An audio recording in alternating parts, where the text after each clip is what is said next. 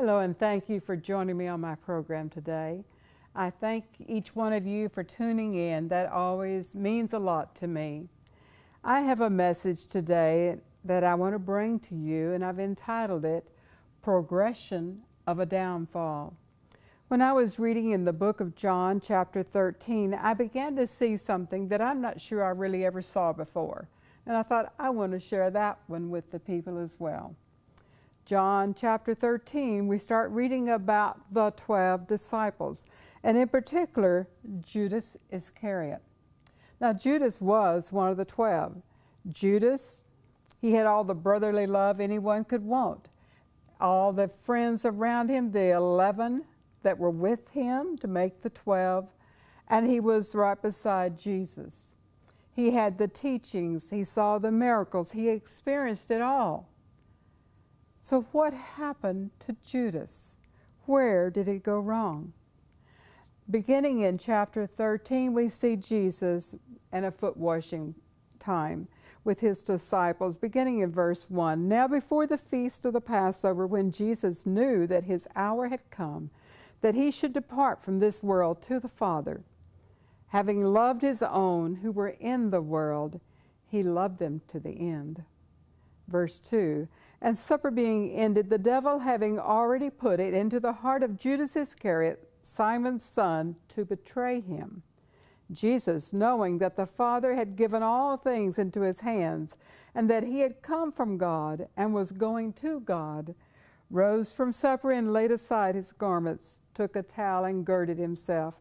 After that he poured water into a basin and began to wash the disciples' feet, and to wipe them with the towel with which he was girded. Then he came to Simon Peter, and Peter said to him, Lord, are you washing my feet? We're going to go on down to verse 10. Jesus said to him, he who is bathed needs only to wash his feet, but is completely clean. And you are clean, but not all of you. For he knew who would betray him. Therefore he said, you are not all clean. This was the passage that I was reading, and something just began to pop out at me, and here it is. The devil having already put it into the heart of Judas Iscariot, Simon's son, to betray him. Satan had already put it into the heart of not the mind, it says, but the heart. Now, people, I don't think that things just pop into the mind. To the heart. I believe that they come to the mind first. All the senses, we get things bombarding us day in and day out, and Satan certainly can bombard our minds as well. But we have choices. We can say, I'm going to keep that, and we'll hold it dear and begin to ponder it and then put it into our heart by choice. Or we can say, I'm not accepting that, and we trash it. Well, Jesus tells us something. He says in Matthew 22, verses 37 through 40, Jesus said to him, you shall love the Lord your God with all your heart, with all your heart, with all your soul, with all your mind. This is the first and great commandment. And the second is like it, you shall love your neighbor as yourself. On these two commandments hang all the law and the prophets. I saw an immediate problem with Judas Iscariot. He wasn't obeying the first command. Do you know why I know that?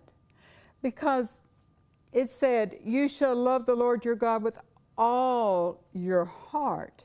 And then it says, and with all your mind. If there was in the word all, I don't believe that there's a piece that we can hold on to and reserve it for other things. And so the word all means everything, all parts, all chambers of the heart, all chambers of the mind. We love Christ and Christ alone. There had to be a gap, a space in Judas's heart that he had not given to Christ, that he was holding on, holding back. And you know what I believe that was? I believe that it was greed. Greed has no place in the heart of a Christian, folks. But I don't believe that greed starts with greed. Kind of like the mind, we have choices. We can accept it or reject it. If we have space in our heart that we haven't given to Christ, then yes, Satan can immediately put it here in our mind. We begin to hold it, and Satan can put it in the heart because we have empty places we have not allowed Jesus to come into. And I believe that's what happened. But greed, we know that Judas's job in the 12 was to be over the money box, the change box. That was his assigned ministry among the 12. We also know from word that he was stealing from the money change box. So we know that he had greed. I think that when we have greed, there is something that came before greed that we need to stop and look at, because this is about a progression of a downfall. Downfalls don't just happen. You start over here and you start walking toward the downfall. And I believe as we look back, because the Bible did give us glimpses of where Judas was walking toward the downfall. And we don't want to go in that direction. 1 John 2:15 and 16. Do not love the world or the things in the world. If anyone loves the world, the love of the Father is not in him. For all that is in the world, the lust of the flesh, the lust of the eyes, and the pride of life, is not of the Father, but is of the world.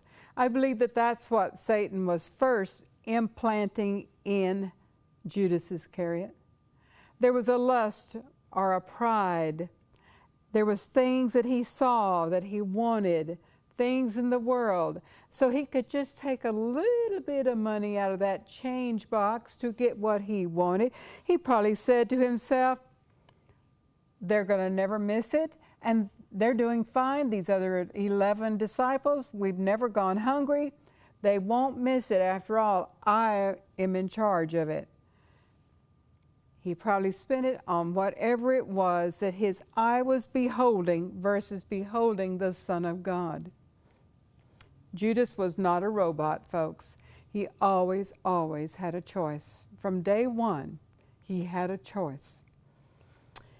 Judas began his downward spiral, we know, with pride, greed, lust, stealing from God. So what would be the next move? Betrayal of the Lord for money. How simple. He's already gone this far. He's stealing. We know Satan knows that he loves money. So use money to get him to go and betray Jesus Christ. Now then, we would look at Judas and we'd say, oh, that's such a shame. How could anyone do that? How could anyone be like that? Well, look at the little things that began sort of innocently. And look at the pride and the lust and the greed that began to take over, including taking the Lord's money. Well, you know me, my mind began to wander. Are you a Christian today?